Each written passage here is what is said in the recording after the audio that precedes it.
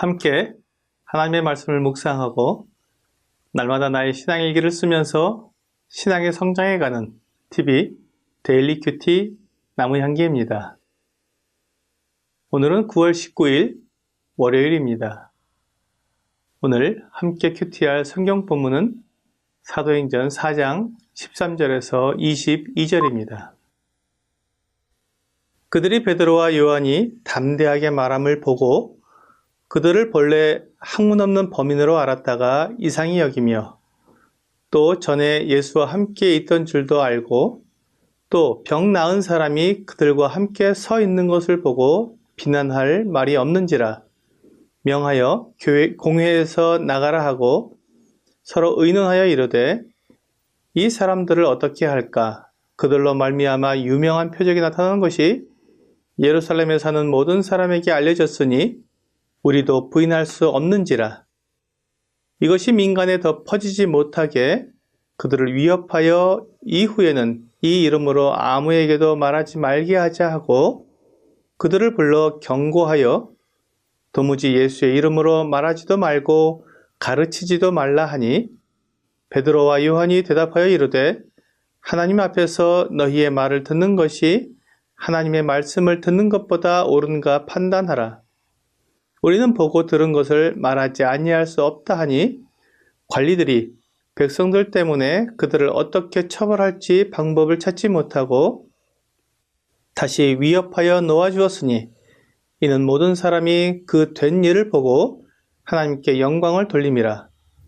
이 표적으로 병 나은 사람은 40여세나 되었더라. 코람데오라는 말은 라틴어로 하나님 앞에서라는 말입니다. 이 말은 사람들 앞에서 인정을 받으려고 하거나 세상 앞에서 높임을 받으려고 애쓰는 것이 아니라 오직 하나님 앞에서 하나님의 나라와 하나님의 뜻을 구하며 사는 삶을 나타내주는 말입니다. 언제든지 사람이나 세상이 하나님보다 더 커 보이면 타락하고 부패할 수밖에 없습니다. 하지만 어떤 상황에서도 하나님 앞에서 하나님께 영광을 돌리며 하나님의 말씀의 그 권위 아래에서 하나님을 따르는 삶을 산다면 하나님을 기쁘시게 하고 거룩한 삶을 살아가게 해줍니다. 오늘 본문에서 관리들과 제사장, 서기관들은 사도들이 걷지 못하던 사람을 낫게 해준 것에서 분명히 이 하나님께서 행하신 이적을 보았습니다. 그것은 결코 부인할 수 없는 하나님의 능력이었습니다. 그렇다면 이제 그들이 해야 할 일은 하나님을 인정하고 하나님 앞에서 자신들의 모습을 돌아봐야 했습니다. 하나님의 말씀과 제사와 예배를 맡고 있는 그들을 통해 하나님의 능력과 뜻이 나타나는 것이 아니라 이 갈릴리의 어부들을 통해 하나님께서 이적을 나타내신 이유를 생각해 봐야 했던 것입니다. 하지만 그들에게는 이 걷지 못하던 사람이 걷게 되는 하나님의 표적도 이 갈릴리 어부들의 입에서 나오는 담대한 간증도 아무 소용이 없었습니다.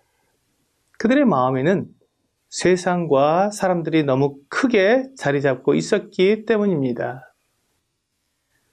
그들이 사도들을 공회에서 잠깐 나가게 하고 의논한 내용은 그들이 사도들을 통해 하나님의 능력이 나타난 것을 알고 있었지만 어떻게 해서든지 사도들을 인정하지 않고 사람들 앞에서 자기들의 현재 입장을 잘 유지할 수 있느냐는 것이었습니다.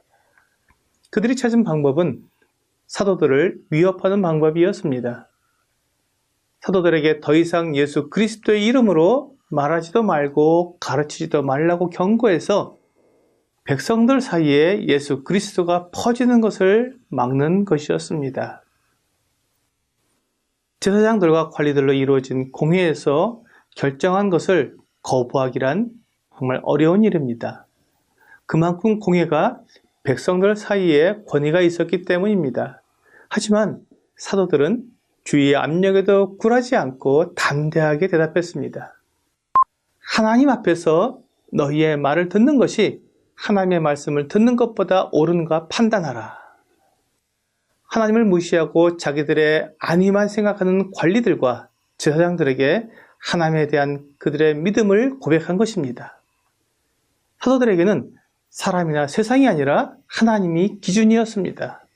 하나님께서 원하시는 것이 무엇인지 생각해 보았을 때 사도들은 하나님께서 그들에게 보여주신 이 모든 것을 전하지 않을 수 없다고 담대하게 말했습니다. 이것이 증인의 모습입니다. 어떤 압력에도 굴하지 않고 보고 들은 것을 말하는 것이 증인이 해야 할 일입니다. 오늘날 우리들에게도 주 예수님의 증인이 되어야 하는 사명이 있습니다. 우리가 증인이 되기 위해서는 예수님을 만나고 복음을 분명히 알아야 합니다. 나에게 이런 경험이 없다면 올바른 증인의 역할을 할 수 없을 것입니다. 세상과 사람들이 압력을 가해오면 포기할 수밖에 없을 것입니다. 사도들이 자기들이 경험한 것을 전하지 않을 수 없다고 고백한 것처럼 예수 그리스도를 만나 거듭난 그리스도인들은 예수 그리스도를 전하지 않을 수 없을 것입니다. 이것이 성령을 받은 사람들 안에서 성령께서 행하시는 일이기 때문입니다. 오늘의 적용 질문을 보겠습니다. 내가 예수님을 만난 경험과 내가 알고 있는 복음에 대해 적어보십시오. 거듭난 그리스도인들은 예수 그리스도를 인격적으로 만난 경험이 있습니다. 인격적으로 만났다는 말은 이론적으로 아는 것이 아니라 살아계신 주님으로서의 예수님을 경험하는 것을 말합니다. 그 사람들은 예수님을 자신의 주인으로 모시고 그 말씀에 순종합니다. 그리고 예수님께서 약속하신 모든 것을 믿습니다. 이것이 복음입니다.